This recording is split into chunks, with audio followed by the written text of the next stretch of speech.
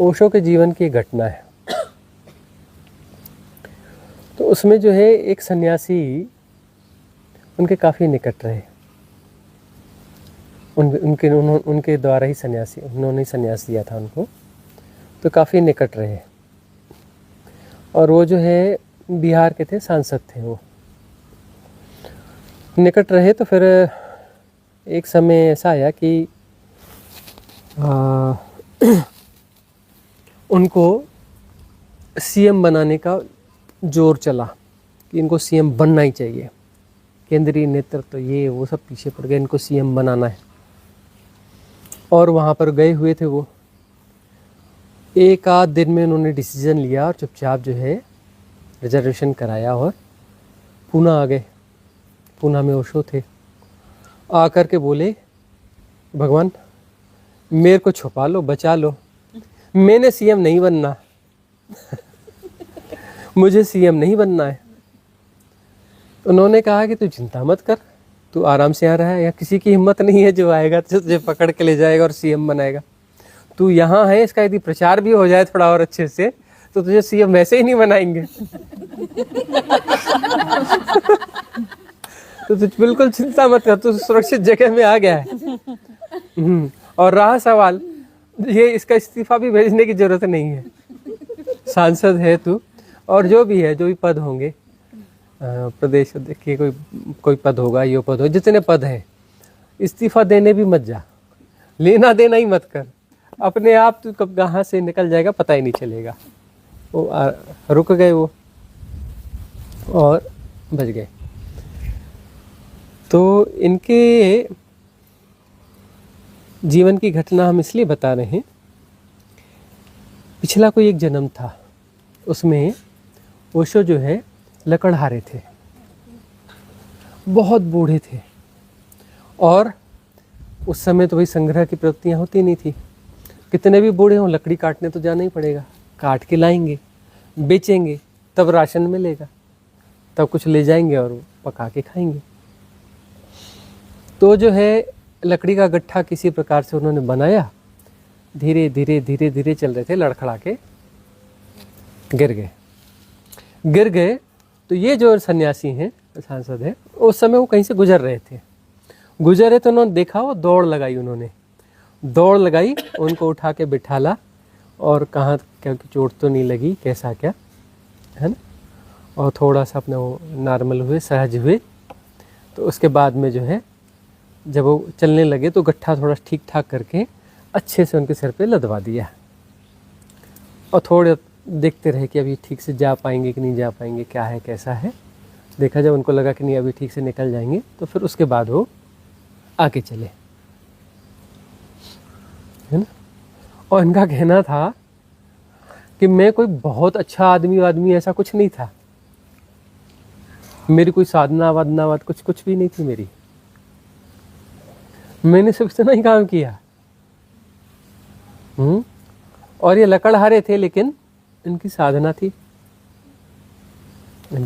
थी, ये साधक थे अच्छे, और बुजुर्ग हो गए थे, कमजोर हो गए थे, और गरीब थे। लकड़हारा तो गरीब ही होगा ना। तो इन्होंने इतना ही बस किया था। और उनका कहना है कि उसका बदला कैसा चुकाया इन्होंने। उनके संग सानिध्य में रहे, उनको अपने पास का रूम देते थे वो। उनके वहाँ पे कोई रह नहीं सकता था आसपास में ना, ओशो जहाँ रहते थे उस इलाके में सिर्फ उनके एक केयर टेकर, एक आध दो या तीन लोग बड़ा मुश्किल रहते थे, है ना।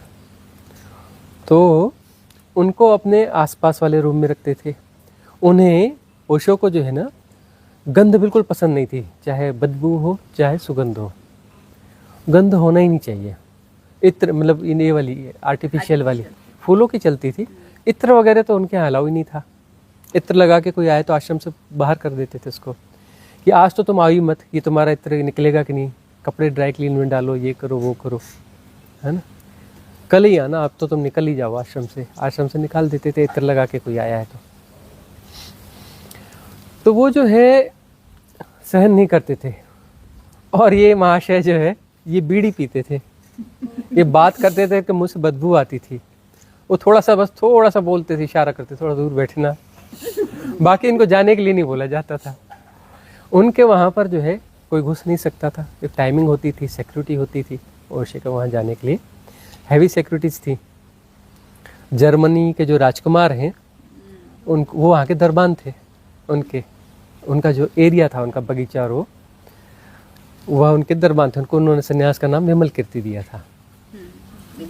हाँ, और विनोद खन्ना माली थे, वो वाले जो उनके जहाँ पर वो रहते थे वहाँ के माली जो है विनोद खन्ना थे, विजय भारती बोलते हैं उनको। तो जो है उनको, लेकिन जो है ऐसा नहीं था, उनको जो है ऐसा कोई बोल भी नहीं सकता था कि बीड़ी मत पियो। हालांकि वहाँ नहीं पीते थे, वो कहीं और पीते थे, उसके जोन बने हुए थे वहाँ पर, स्मोकिंग जोन, वहीं जाके पीते थे। लेकिन उनको जो है कोई बोलता नहीं था। अब वो जो कई लोग कहते हैं कि यहाँ पर ये स्मोकिंग जोन बने हुए हैं, बनाने पड़े भाई, क्योंकि वो आते थे तो उनके लिए बनाने ही पड़े, तो सबके लिए अलाउ हो गया स्मोकिंग वालों के लिए स्मोकिंग जोन, उनके लिए ऐसे नियम थे। ओरेगान गए, ओरेगान में जैसे ही सेटल हुए उन्होंने बुलाओ, उधर भी बुला लिया था उनको। और बहुत ज़्यादा, और एनलाइटेंड हुए थे, और उनकी देह, बूढ़े थे वो, तो एक्सपायर भी हो गए। एक्सपायर हो गए तो अब उनका जो है जलाया गया। अस्थियाँ कहाँ? बोले समाधि बनाओ। कहाँ? ये मेरा बेडरूम है, जैसे ऐसे ही है ना, ये कांच से। बोले हाँ, ये बिल्कुल सामने, मेरी चेयर के ठीक सामने, वहाँ से मुझे दिखना चाहिए समाधि। मैं जहाँ चेयर पे बैठता हूँ तो बैठे बैठे मुझे दिखना चाहिए, बेडरूम से भी दिखना चाहिए, कौन सा एंगल ठीक है। समाधि कहाँ बनवाई? बिल्कुल ठीक अपने सामने समाधि बनवाई, अपने सामने में समाधि बनवाई उनकी। वो उनके वहाँ पर डोर के ठीक सामने में ग्लास के डोर लगे हुए, उनके बेडरूम से जो है, उनके बेडरूम से भी वो समाधि दिखती थी उनको। थोड़ी सी और भी लाइफ टाइम उन्होंने बहुत कुछ किया होगा, क्योंकि सिर्फ इतनी सी एक खाली उनका ध्यान रख के गट्ठर लदवा दिया, और सिर्फ इसकी वजह से उन्होंने समाधि भी अपने सामने, सिर्फ इतना ही था और कुछ नहीं था।